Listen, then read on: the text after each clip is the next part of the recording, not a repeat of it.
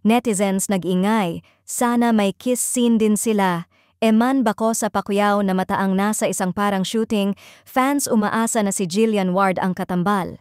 Hindi na mapigilan ng mga netizens ang kilig at espekulasyon matapos masulyapan si Eman Baco sa Pacquiao sa isang eksenang mistulang bahagi ng isang shooting.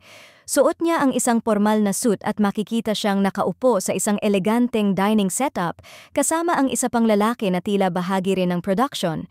Dahil dito, agad na nag-ingay ang social media, maraming nagtatanong kung para saan ang proyekto at kung sino ang makakatambal ng bagong GMA actor.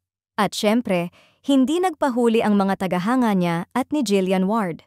Sa mga comments online, sunod-sunod ang kahilingan nila. Sana si Jillian ang kaeksena niya dito. At kung sila ang pagtatambalin, sana may kiss scene din. Para sa fans, matagal na nilang hinihintay na magkatrabaho ang dalawa, lalo na't ilang beses nang nag-viral ang mga interaction at mutual admiration nila.